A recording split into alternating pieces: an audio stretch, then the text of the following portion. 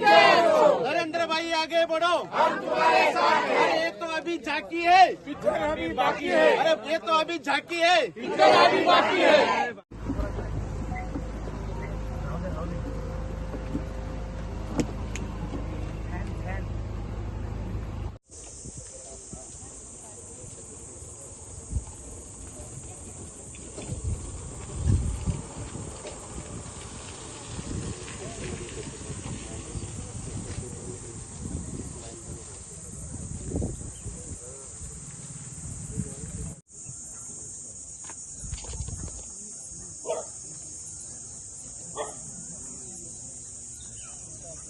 सेवेत घेतलाच पाहिजे, आमच्या कामगारांना पुन्हा सेवेमध्ये घेतलाच पाहिजे। रिपब्लिकन पार्टी ऑफ इंडियाचा, रिपब्लिकन पार्टी ऑफ इंडियाचा,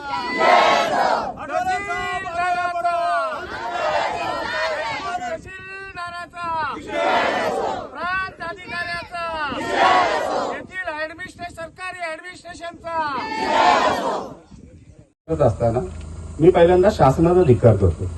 येथील जे तहसीलदार जे कोणी असतील त्यांचा पहिल्यांदा मी धिक्कार करतो।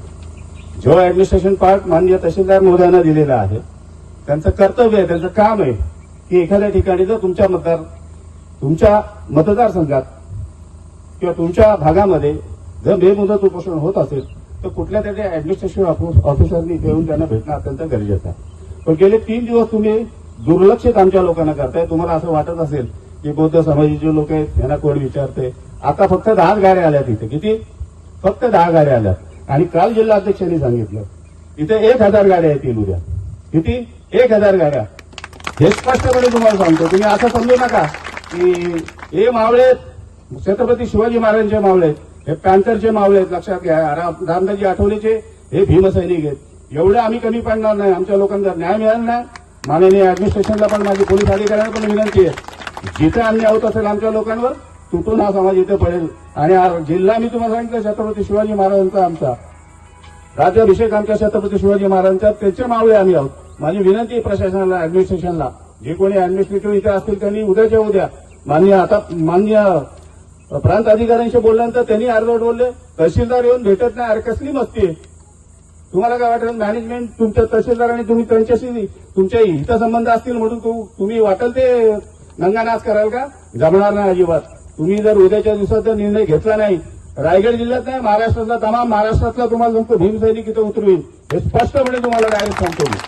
आमच्या लोकांवर अन्याय होता कामा नये। जेवढे 27चे 27 कर्मचारी आहेत आणि 15 आणि 27 हे सगळे कामगार बिनशर्त घेणं अत्यंत गरजेचं आहे।